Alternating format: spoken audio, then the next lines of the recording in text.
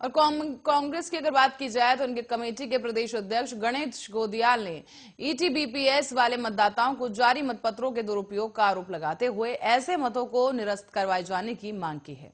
इस संबंध में प्रदेश अध्यक्ष ने मुख्य निर्वाचन अधिकारी को पत्र लिखा और मुख्य निर्वाचन अधिकारी को लिखे गए इस पत्र में प्रदेश कांग्रेस अध्यक्ष गणेश गोदियाल ने कहा है कि विभिन्न जिला निर्वाचन अधिकारियों की ओर से निर्गत किए गए सर्विस मतदाताओं के पोस्टल बैलेट की सूची में ऐसे नाम मौजूद हैं जो या तो सेवानिवृत्त हो चुके हैं या लंबे अवकाश पर हैं, यानी कि दिवंगत भी कुछ लोग हो चुके हैं।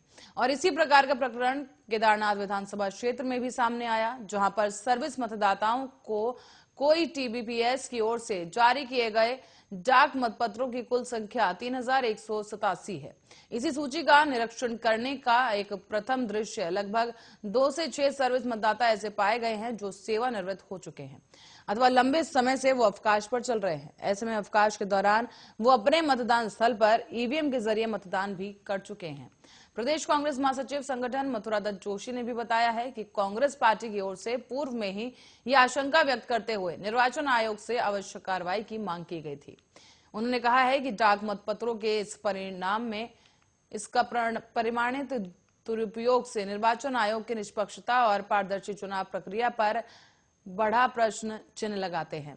उन्होंने निर्वाचन आयोग से यह भी मांग की है कि प्रदेश के सभी विधानसभा क्षेत्रों में ईटीपीबीएस और प्रकरणों की शीघ्र ही निष्पक्ष जांच की जाए, जिसके बाद इन मतों को निरस्त करते हुए निर्वाचन आयोग के नियमों के अंतर्गत कार्रवाई की जाए।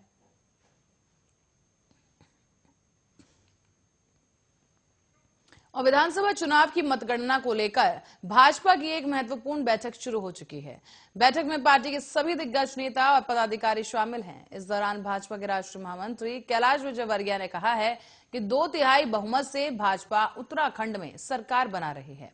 भाजपा के राष्ट्रीय महासचिव कैलाश विजयवर्गीय ने दावा कर दिया है कि भाजपा 2/3 बहुमत से प्रदेश में सरकार बनाने जा रही है। हालांकि उन्होंने कहा है कि हमने 60 पार की बात की थी, जिसके आसपास ही उन्हें सीटें आएंगी।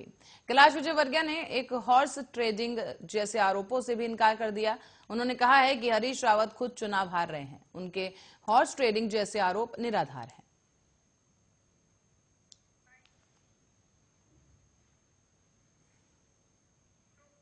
और इस बीच जिला आपदा प्रबंधन अधिकारी नंदन सिंह रजवाड़ ने नेतृत्व में 4 सदस्यीय दल ने केदारनाथ पहुंचकर वहां बर्फ का आकलन किया है। पैदल मार्ग पर रामबाड़ा से केदारनाथ तक 6 से 9 फीट तक बर्फ है। मंदिर परिसर और मंदिर मार्ग बर्फ से ढके हुए हैं, जबकि पैदल मार्ग पर रामबाड़ से लिंचौली के बीच कई जगह ऐसी हैं जहां विशालकाय हिमखंड तेजी के साथ खिसक रहे हैं, जिसकी वजह से आवाजाही खतरे से खाली नहीं रह गई। इसी दौरान डीडीएमओ ने बर्फ हटाने में जुटे मजदूरों को भी सतर्क रहते हुए काम करने की हिदायत दी।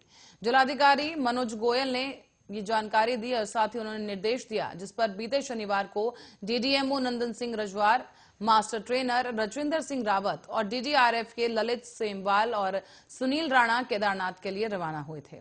गौरीकुंड से रामबाड़ा पहुंचने के बाद ही चारों लोग जैसे तैसे लिंचौली तक पहुंचे और यहां पैदल मार्ग पूरी तरह से बर्फ से ढका मिला। साथ ही हिमखंड जोन अति संवेदनशील भी बताया गया है। इसी कारण से आगे आवाजाही मुश्किल थी। लिंचौली में ही गढ़वाल मंडल विकास निगम के हट्स में रात्रि प्रवास के बाद रविवार को जिला आपदा प्रबंधन अधिकारी रजवाड़ केदारनाथ तक पहुंचे।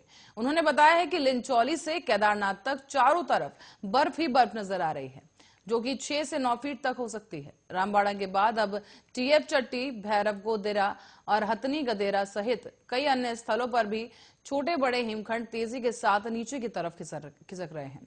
यानी कि जिला आपदा प्रबंधन अधिकारी रजवाड़ ने बताया है कि अब लिंचौली में 2 दिन और 2 रातें बिस्कुट के सहारे उन्हें गुजारनी पड़ी। जिला आपदा प्रबंधन प्राधिकरण लोनीबी के 80 मजदूर रामबाड़ा से छोटे लिंचौली के बीच बर्फ की सफाई करते नजर आए। साथ ही आपको बता दें, मौजूदा हालात को देखते हुए मजदूरों से भी सतर्कता के साथ काम करने की हिदायत उन्हें दी गई है और इसी के साथ ही अब ये रास्ता साफ किया जा रहा है।